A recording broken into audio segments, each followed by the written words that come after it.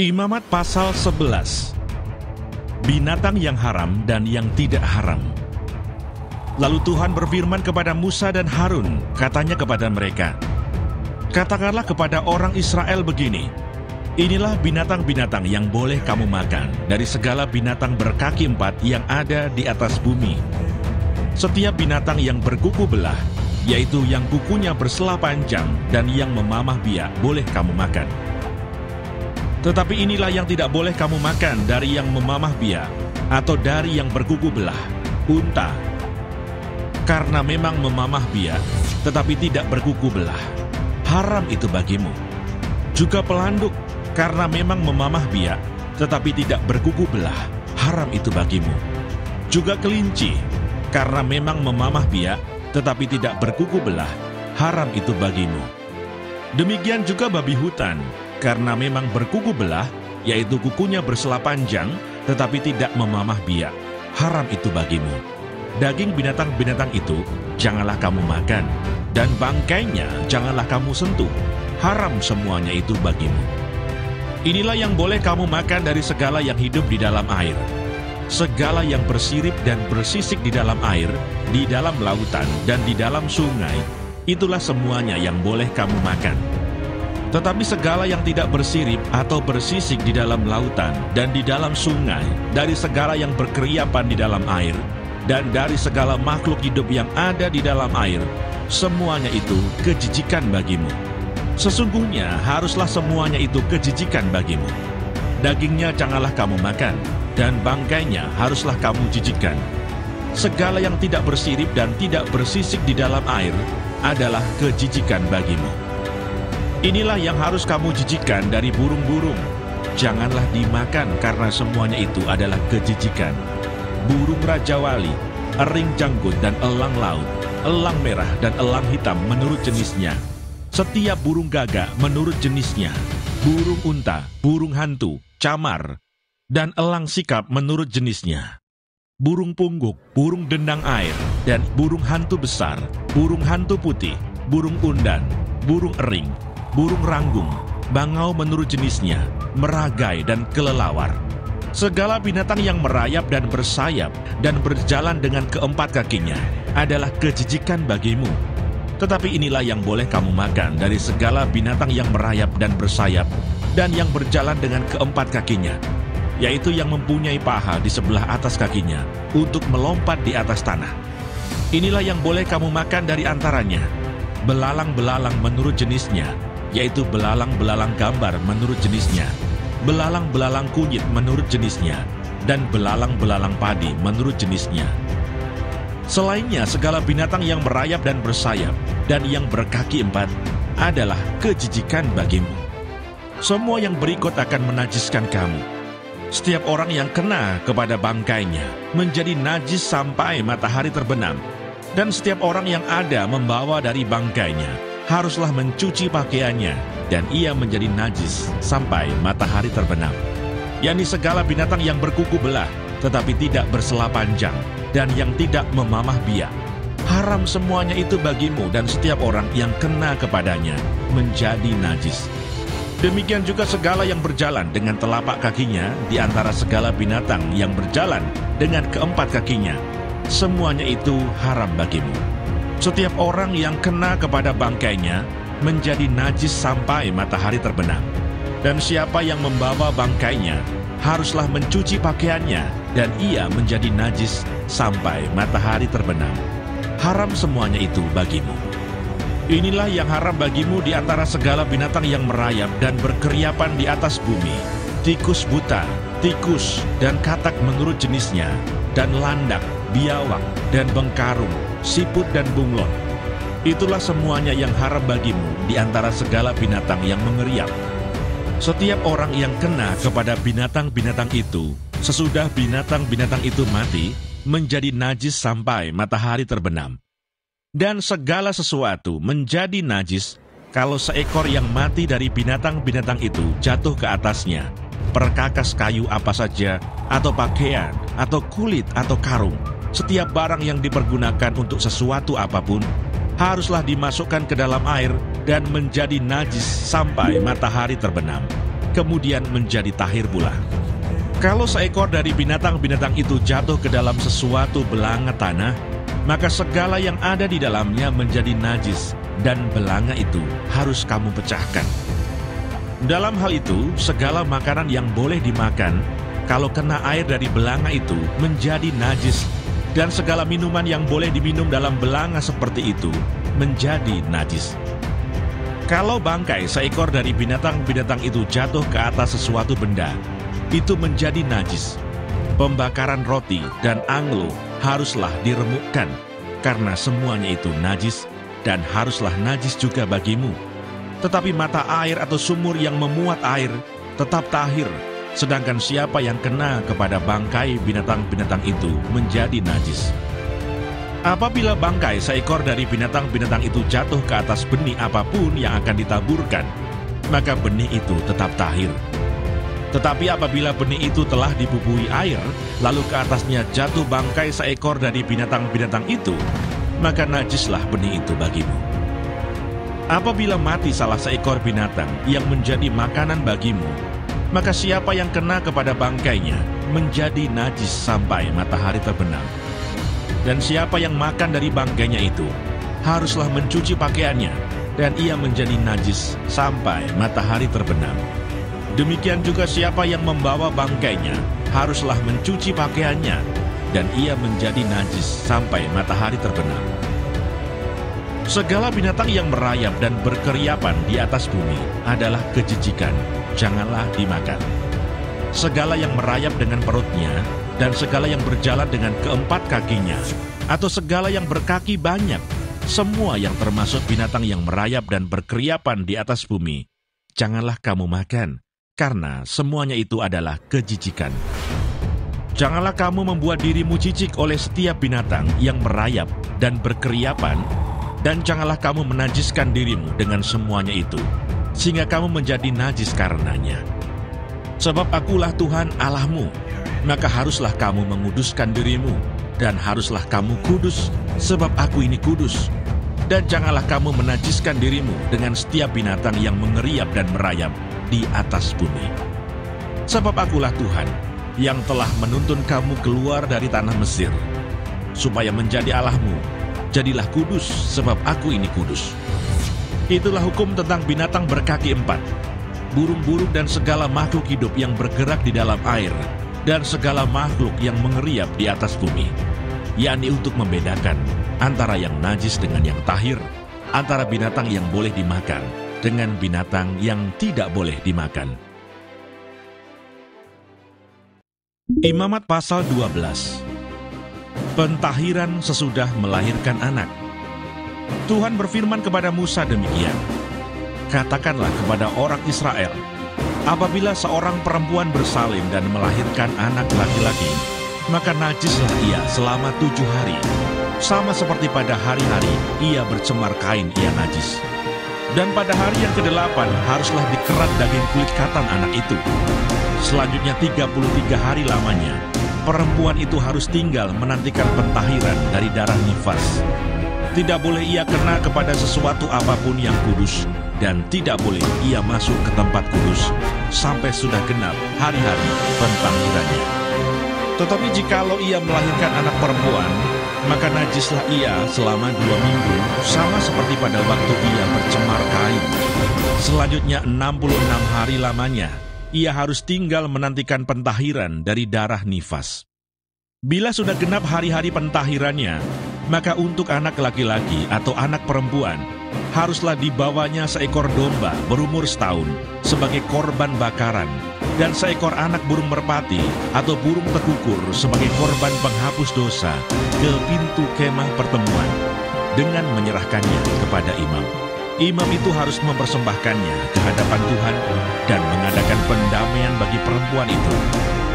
Demikianlah perempuan itu ditahirkan dari leleran darahnya. Itulah hukum tentang perempuan yang melahirkan anak laki-laki atau anak perempuan. Tetapi jikalau ia tidak mampu untuk menyediakan seekor kambing atau domba, maka haruslah ia mengambil 2 ekor burung tekukur atau 2 ekor anak burung merpati. yang seekor sebagai korban bakaran, dan yang seekor lagi sebagai korban penghapus dosa. Dan imam itu harus mengadakan pendamaian bagi perempuan itu, maka tahirlah ia. Imamat pasal 13. Penyakit kusta. Tuhan berfirman kepada Musa dan Harun, apabila pada kulit badan seseorang ada bengkak atau bintil-bintil atau panau yang mungkin menjadi penyakit kusta pada kulitnya, ia harus dibawa kepada Imam Harun atau kepada salah seorang dari antara anak-anaknya, imam-imam itu. Imam haruslah memeriksa penyakit pada kulit itu, dan kalau bulu di tempat penyakit itu sudah berubah menjadi putih, dan penyakit itu kelihatan lebih dalam dari kulit, maka itu penyakit kusta. Kalau imam melihat hal itu, haruslah ia menyatakan orang itu najis. Tetapi jikalau yang ada pada kulitnya itu hanya panau putih dan tidak kelihatan lebih dalam dari kulit, dan bulunya tidak berubah menjadi putih, imam harus mengurung orang itu 7 hari lamanya. Pada hari yang ketujuh, haruslah imam memeriksa dia. Bila menurut penglihatannya penyakit itu masih tetap dan tidak meluas pada kulit, imam harus mengurung dia 7 hari lagi untuk kedua kalinya. Kemudian pada hari yang ketujuh, haruslah imam memeriksa dia untuk kedua kalinya. Bila penyakit itu menjadi pudar dan tidak meluas pada kulit, imam harus menyatakan dia tahir. Itu hanya bintil-bintil. Orang itu harus mencuci pakaiannya dan ia menjadi tahir. Tetapi jikalau bintil-bintil itu memang meluas pada kulit, sesudah ia minta diperiksa oleh imam untuk dinyatakan tahir, haruslah ia minta diperiksa untuk kedua kalinya. Kalau menurut pemeriksaan imam, bintil-bintil itu meluas pada kulit, imam harus menyatakan dia najis. Itu penyakit kusta. Apabila seseorang kena kusta, ia harus dibawa kepada imam. Kalau menurut pemeriksaan imam pada kulitnya ada bengkak yang putih, yang mengubah bulunya menjadi putih, dan ada daging liar timbul pada bengkak itu, maka kusta idapanlah yang ada pada kulitnya. Imam harus menyatakan dia najis dengan tidak usah mengurung dia, karena orang itu memang sudah najis. Jikalau kusta itu timbul di mana-mana pada kulit, sehingga menutupi seluruh kulit orang sakit itu, dari kepala sampai kakinya, seberapa dapat dilihat oleh imam. Dan kalau menurut pemeriksaannya, kusta itu menutupi seluruh tubuh orang itu, maka ia harus dinyatakan tahir oleh imam. Ia seluruhnya telah berubah menjadi putih, jadi ia tahir. Tetapi pada waktu ada tampak daging liar padanya, najislah ia. Kalau daging liar itu dilihat oleh imam, ia harus menyatakan orang itu najis. Karena daging liar itu najis dan itu penyakit kusta. Atau apabila daging liar itu susut dan berubah menjadi putih, haruslah orang itu datang kepada imam. Kalau menurut pemeriksaannya penyakit itu telah berubah menjadi putih, haruslah imam menyatakan orang itu tahir. Memang ia tahir. Apabila pada kulit seseorang ada barah yang telah sembuh, tetapi di tempat barah itu timbul bengkak yang putih atau panau yang putih kemerah-merahan, haruslah orang itu minta diperiksa oleh imam. Kalau menurut pemeriksaannya, panau itu kelihatan lebih dalam daripada kulit dan bulunya telah berubah menjadi putih, maka imam harus menyatakan orang itu najis, karena penyakit kustalah yang timbul di dalam barah itu. Tetapi jikalau panau itu diperiksa oleh imam dan ternyata tidak ada bulu yang putih padanya dan tidak lebih dalam daripada kulit, malahan pudar, imam harus mengurung orang itu 7 hari lamanya. Dan jikalau panau itu memang meluas pada kulit, imam harus menyatakan dia najis. Itulah penyakit kusta. Tetapi jikalau panau itu masih tetap dan tidak meluas, maka itu bekas barah, dan imam harus menyatakan orang itu tahir.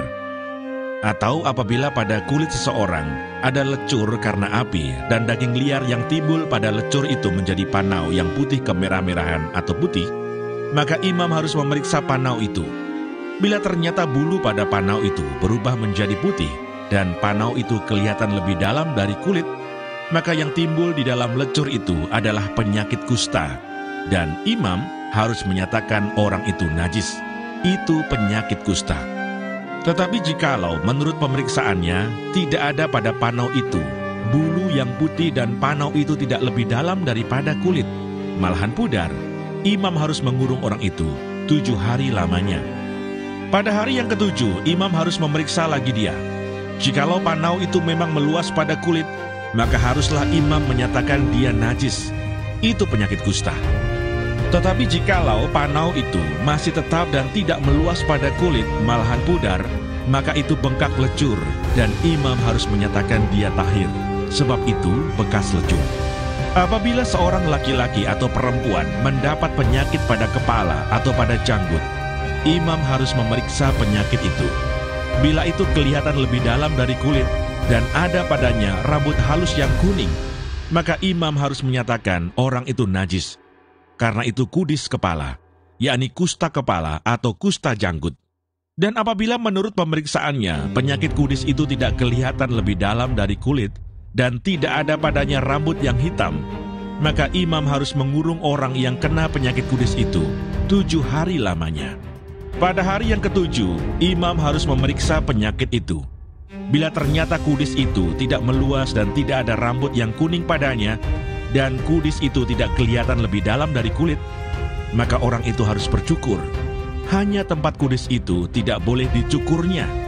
Lalu imam harus mengurung orang yang kena kudis itu untuk kedua kalinya, 7 hari lagi. Kemudian pada hari yang ke-7, imam harus memeriksa lagi kudis itu. Bila ternyata kudis itu tidak meluas pada kulit dan tidak kelihatan lebih dalam dari kulit, maka imam harus menyatakan orang itu tahir, dan ia harus mencuci pakaiannya, dan ia menjadi tahir. Tetapi jikalau kudis itu memang meluas pada kulit sesudah ia dinyatakan tahir, dan menurut pemeriksaan imam kudis itu meluas pada kulit, maka imam tidak usah lagi mencari rambut yang kuning. Memang orang itu najis. Tetapi jikalau menurut penglihatan imam, kudis itu masih tetap dan ada rambut hitam tumbuh pada kudis itu, maka kudis itu sudah sembuh dan orang itu tahir, dan imam harus menyatakan dia tahir. Apabila pada kulit seorang laki-laki atau perempuan ada panau-panau, yakni panau-panau yang putih, imam harus melakukan pemeriksaan. Bila ternyata pada kulitnya ada panau-panau pudar dan putih, maka hanya kuraplah yang timbul pada kulitnya, dan orang itu tahir. Apabila rambut kepala seorang laki-laki meluruh, dan ia hanya menjadi botak, ia tahir. Jikalau rambutnya meluruh pada sebelah mukanya, dan ia menjadi botak sebelah depan, ia tahir. Tetapi apabila pada kepala yang botak itu, sebelah atas atau sebelah depan, ada penyakit yang putih kemerah-merahan, maka penyakit kustalah yang timbul pada bagian kepala yang botak itu. Lalu imam harus memeriksa dia. Bila ternyata bahwa bengkak pada bagian kepala yang botak itu putih kemerah-merahan dan kelihatannya seperti kusta pada kulit, maka orang itu sakit kusta dan ia najis. Dan imam harus menyatakan dia najis karena penyakit yang di kepalanya itu. Orang yang sakit kusta harus berpakaian yang cabik-cabik, rambutnya terurai, dan lagi ia harus menutupi mukanya sambil berseru-seru, najis, najis. Selama ia kena penyakit itu, ia tetap najis. Memang ia najis, ia harus tinggal terasing di luar perkemahan, itulah tempat kediamannya. Apabila pada pakaian ada tanda kusta, pada pakaian bulu domba atau pakaian lenan, entah pada benang lungsin atau benang pakannya, entah pada kulit atau sesuatu barang kulit, kalau tanda pada barang-barang itu sudah kemerah-merahan warnanya, maka itu kusta. Hal itu harus diperiksakan kepada imam. Kalau tanda itu telah diperiksa oleh imam, ia harus mengasingkan yang mempunyai tanda itu 7 hari lamanya. Pada hari yang ke-7, ia harus memeriksa tanda itu lagi. Apabila tanda itu meluas pada pakaian atau benang lungsin atau benang pakan atau pada kulit, entah untuk barang apapun kulit itu dipakai, maka itu adalah kusta yang jahat sekali dan barang itu najis. Ia harus membakar barang-barang yang mempunyai tanda itu, karena itu kusta yang jahat sekali. Barang-barang itu harus dibakar habis. Tetapi jikalau menurut pemeriksaan imam tanda itu tidak meluas pada barang-barang itu, maka imam harus memerintahkan orang mencuci barang yang mempunyai tanda itu. Lalu ia harus mengasingkannya 7 hari lagi untuk kedua kalinya. Kemudian sesudah barang itu dicuci, Imam harus memeriksa tanda itu lagi.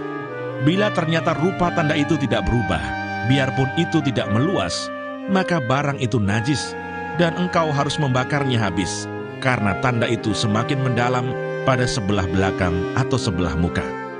Dan jikalau menurut pemeriksaan imam, tanda itu menjadi pudar sesudah dicuci, maka ia harus mengoyakkannya dari barang-barang itu. Tetapi jikalau tanda itu tampak pula pada barang-barang itu, maka itu kusta yang sedang timbul. Barang yang mempunyai tanda itu haruslah kau bakar habis. Tetapi barang-barang yang telah kau cuci, sehingga tanda itu lenyap daripadanya, haruslah dicuci untuk kedua kalinya, barulah menjadi tahir.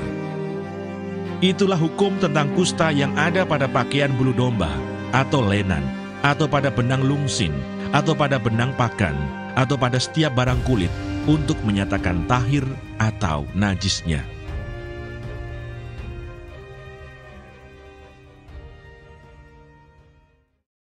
Imamat pasal 14.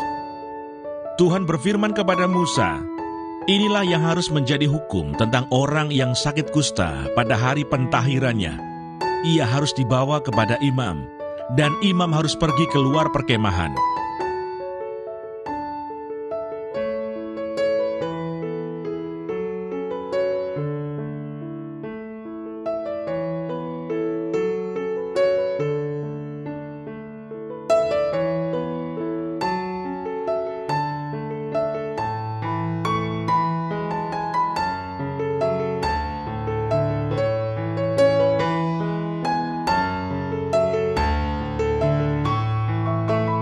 Kalau menurut pemeriksaan imam, penyakit kusta itu telah sembuh daripadanya, maka imam harus memerintahkan supaya bagi orang yang akan ditahirkan itu diambil 2 ekor burung yang hidup dan yang tidak haram, juga kayu aras, kain kirmisi, dan hisop.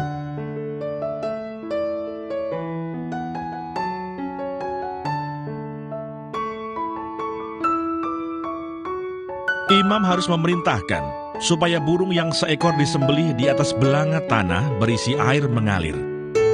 Tetapi burung yang masih hidup haruslah diambilnya bersama-sama dengan kayu aras, kain kirmisi, dan hisop, lalu bersama-sama dengan burung itu. Semuanya harus dicelupkannya ke dalam darah burung yang sudah disembelih di atas air mengalir itu.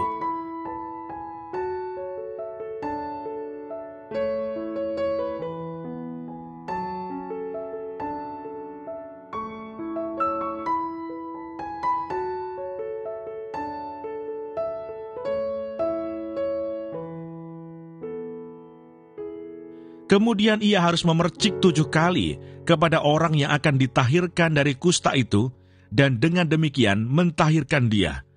Lalu burung yang hidup itu haruslah dilepaskannya ke padang.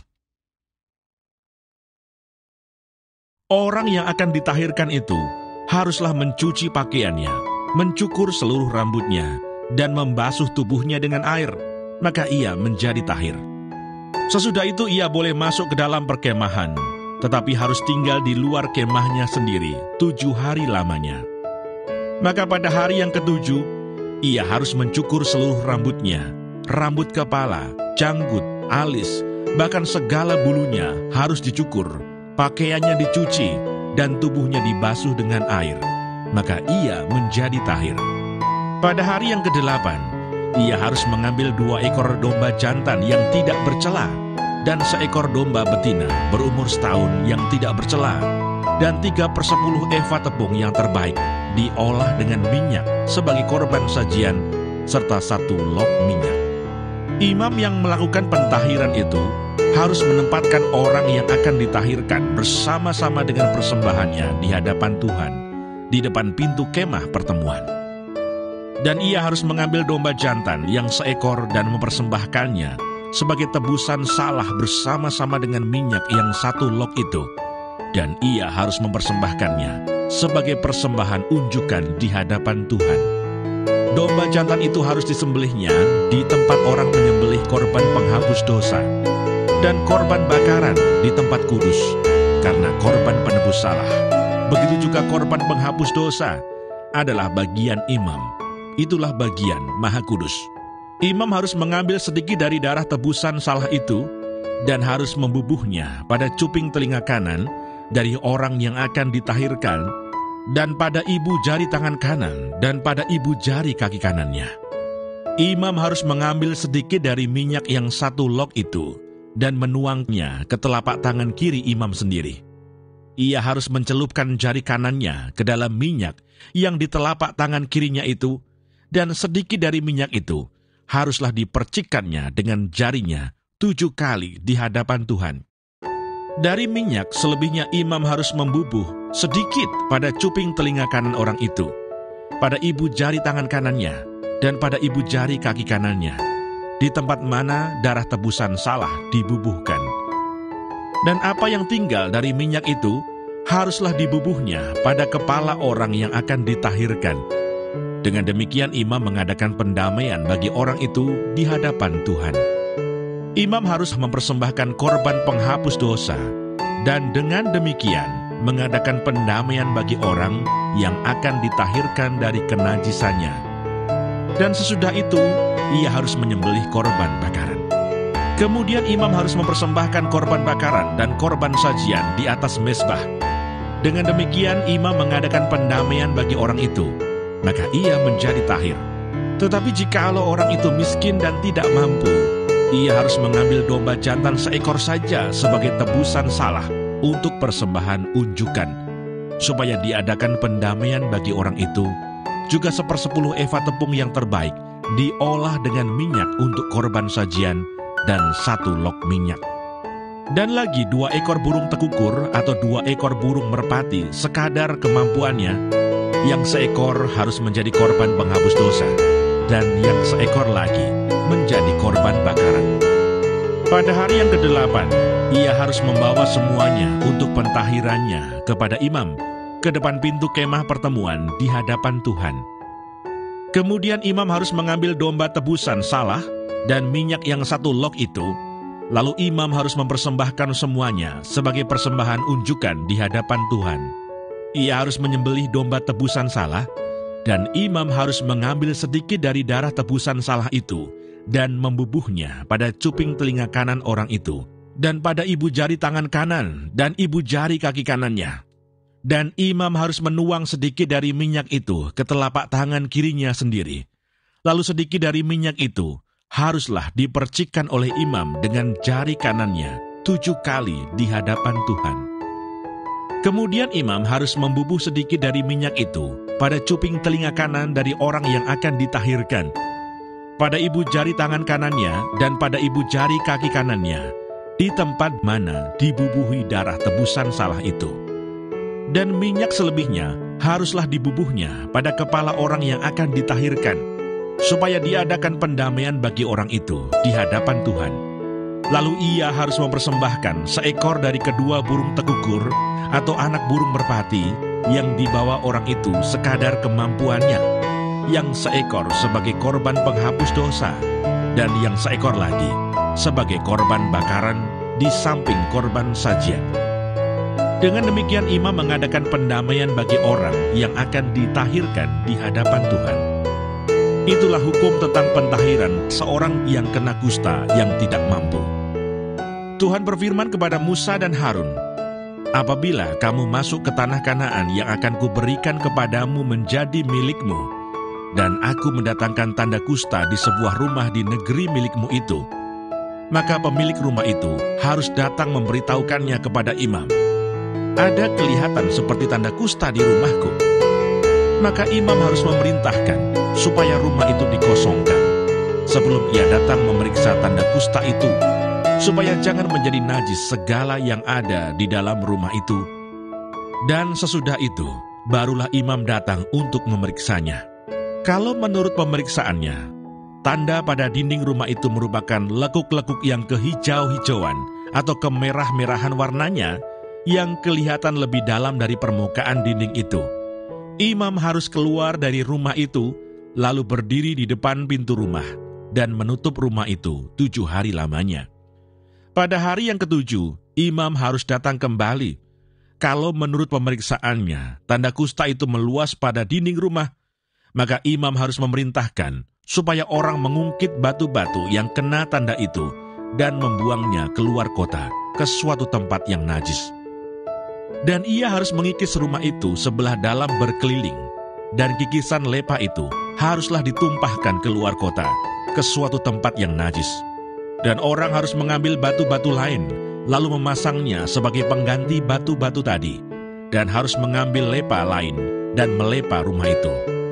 Tetapi jikalau tanda itu timbul lagi di dalam rumah itu, sesudah batu-batunya diungkit dan sesudah rumah itu dikikis, bahkan sesudah dilepa lagi, dan kalau imam datang dan menurut pemeriksaannya, tanda itu meluas di dalam rumah, maka kusta ganaslah yang di dalam rumah itu, dan rumah itu najis. Rumah itu haruslah dirombak, yakni batunya, kayunya, dan segala lepa rumah itu, lalu dibawa semuanya keluar kota ke suatu tempat yang najis. Dan orang yang masuk ke dalam rumah itu selama rumah itu ditutup, menjadi najis sampai matahari terbenam. Dan orang yang tidur di dalam rumah itu haruslah mencuci pakaiannya. Demikian juga orang yang makan di dalam rumah itu haruslah mencuci pakaiannya. Tetapi jikalau imam datang dan menurut pemeriksaannya tanda itu tidak meluas di dalam rumah itu sesudah dilepa, maka imam harus menyatakan rumah itu tahir karena tanda itu telah hilang. Kemudian untuk menyucikan rumah itu, haruslah ia mengambil 2 ekor burung, kayu aras, kain kirmisi, dan hisop. Burung yang seekor haruslah disembelihnya di atas belanga tanah berisi air mengalir. Lalu ia harus mengambil kayu aras dan hisop, kain kirmisi, dan burung yang masih hidup itu, dan mencelupkan semuanya ke dalam darah burung yang sudah disembelih dan ke dalam air mengalir itu. Kemudian ia harus memercik kepada rumah itu 7 kali. Dengan demikian, ia harus menyucikan rumah itu dengan darah burung, air mengalir, burung yang hidup, kayu aras, hisop, dan kain kirmisi. Dan burung yang hidup itu harus dilepaskannya keluar kota ke padang. Dengan demikian ia mengadakan pendamaian bagi rumah itu. Maka rumah itu menjadi tahir. Itulah hukum tentang setiap penyakit kusta, kudis kepala, tentang kusta pada pakaian dan rumah, tentang bengkak, bintil-bintil, dan panau, untuk memberi petunjuk dalam hal najis atau dalam hal tahir. Itulah hukum tentang kusta. Imamat pasal 15. Ketidaktahiran pada laki-laki dan perempuan. Tuhan berfirman kepada Musa dan Harun, "Berbicaralah kepada orang Israel, dan katakan kepada mereka, apabila aurat seorang laki-laki mengeluarkan lelehan, maka najislah ia karena lelehannya itu. Beginilah kenajisannya berhubung dengan lelehannya itu. Bila auratnya membiarkan lelehan itu mengalir, atau bila auratnya menahannya, sehingga tidak mengeluarkan lelehan, maka itulah kenajisannya. Setiap tempat tidur yang ditiduri orang yang mengeluarkan lelehan itu menjadi najis, dan setiap barang yang didudukinya menjadi najis juga. Setiap orang yang kena kepada tempat tidurnya haruslah mencuci pakaiannya, membasuh tubuhnya dengan air, dan ia menjadi najis sampai matahari terbenam. Siapa yang duduk di atas barang yang telah diduduki oleh orang yang demikian, haruslah mencuci pakaiannya, membasuh tubuhnya dengan air, dan ia menjadi najis sampai matahari terbenam. Siapa yang kena kepada tubuh orang yang demikian, haruslah mencuci pakaiannya, membasuh tubuhnya dengan air, dan ia menjadi najis sampai matahari terbenam. Apabila orang yang demikian meludahi orang yang tahir, haruslah orang ini mencuci pakaiannya, membasuh tubuhnya dengan air, dan ia menjadi najis sampai matahari terbenam. Dan setiap pelana yang diduduki orang yang demikian menjadi najis. Setiap orang yang kena kepada sesuatu bekas tempat orang tadi menjadi najis sampai matahari terbenam. Siapa yang mengangkatnya haruslah mencuci pakaiannya, membasuh tubuhnya dengan air, dan ia menjadi najis sampai matahari terbenam. Dan setiap orang yang kena pada orang yang demikian, sedang orang ini tidak mencuci tangan dahulu dengan air, haruslah mencuci pakaiannya, membasuh tubuhnya dengan air, dan ia menjadi najis sampai matahari terbenam. Kalau orang itu kena pada belanga tanah, itu haruslah dipecahkan, dan setiap perkakas kayu haruslah dicuci dengan air. Apabila orang yang demikian sudah bersih dari lelehannya, ia harus menghitung 7 hari lagi untuk dapat dinyatakan tahir, lalu mencuci pakaiannya, membasuh tubuhnya dengan air mengalir, maka ia menjadi tahir. Pada hari yang ke-8, ia harus mengambil 2 ekor burung tekukur atau 2 ekor anak burung merpati, dan datang ke hadapan Tuhan, ke pintu kemah pertemuan, dan menyerahkan burung-burung itu kepada imam. Lalu imam harus mempersembahkannya, yang seekor sebagai korban penghapus dosa, dan yang seekor lagi sebagai korban bakaran. Dengan demikian imam mengadakan pendamaian bagi orang itu di hadapan Tuhan karena lelehannya. Apabila seorang laki-laki tertumpah maninya, ia harus membasuh seluruh tubuhnya dengan air, dan ia menjadi najis sampai matahari terbenam. Setiap pakaian dan setiap kulit yang kena tumpahan mani itu haruslah dicuci dengan air dan menjadi najis sampai matahari terbenam. Juga seorang perempuan, kalau seorang laki-laki tidur dengan dia dengan ada tumpahan mani, maka keduanya harus membasuh tubuhnya dengan air dan mereka menjadi najis sampai matahari terbenam. Apabila seorang perempuan mengeluarkan lelehan dan lelehannya itu adalah darah dari auratnya, ia harus 7 hari lamanya dalam cemar kainnya. Dan setiap orang yang kena kepadanya menjadi najis sampai matahari terbenam. Segala sesuatu yang ditidurinya selama ia cemar kain menjadi najis. Dan segala sesuatu yang didudukinya menjadi najis juga. Setiap orang yang kena kepada tempat tidur perempuan itu haruslah mencuci pakaiannya, membasuh tubuhnya dengan air, dan ia menjadi najis sampai matahari terbenam. Setiap orang yang kena kepada sesuatu barang yang diduduki perempuan itu haruslah mencuci pakaiannya, membasuh diri dengan air, dan ia menjadi najis sampai matahari terbenam. Juga pada waktu ia kena kepada sesuatu yang ada di tempat tidur atau di atas barang yang diduduki perempuan itu, ia menjadi najis sampai matahari terbenam. Jikalau seorang laki-laki tidur dengan perempuan itu, dan ia kena cemar kain perempuan itu, maka ia menjadi najis selama 7 hari, dan setiap tempat tidur yang ditidurinya menjadi najis juga. Apabila seorang perempuan berhari-hari lamanya mengeluarkan lelehan, yakni lelehan darah yang bukan pada waktu cemar kainnya, atau apabila ia mengeluarkan lelehan lebih lama dari waktu cemar kainnya, maka selama lelehannya yang najis itu, perempuan itu adalah seperti pada hari-hari cemar kainnya, yakni ia najis. Setiap tempat tidur yang ditidurinya selama ia mengeluarkan lelehan, haruslah baginya seperti tempat tidur pada waktu cemar kainnya. Dan setiap barang yang didudukinya menjadi najis sama seperti kenajisan cemar kainnya. Setiap orang yang kena kepada barang-barang itu menjadi najis, dan ia harus mencuci pakaiannya, membasuh tubuhnya dengan air, dan ia menjadi najis sampai matahari terbenam. Tetapi jikalau perempuan itu sudah tahir dari lelehannya, ia harus menghitung 7 hari lagi. Sesudah itu barulah ia menjadi tahir. Pada hari yang ke-8, ia harus mengambil 2 ekor burung tekukur atau 2 ekor anak burung merpati dan membawanya kepada imam ke pintu kemah pertemuan. Imam harus mempersembahkan yang seekor sebagai korban penghapus dosa dan yang seekor lagi sebagai korban bakaran. Dengan demikian, imam mengadakan pendamaian bagi orang itu di hadapan Tuhan karena lelehannya yang najis itu. Begitulah kamu harus menghindarkan orang Israel dari kenajisannya, supaya mereka jangan mati di dalam kenajisannya, bila mereka menajiskan kemah suciku yang ada di tengah-tengah mereka itu. Itulah hukum tentang seorang laki-laki yang mengeluarkan lelehan atau yang tertumpah maninya yang menyebabkan dia najis, dan tentang seorang perempuan yang bercemar kain, dan tentang seseorang, baik laki-laki maupun perempuan, yang mengeluarkan lelehan, dan tentang laki-laki yang tidur dengan perempuan yang najis.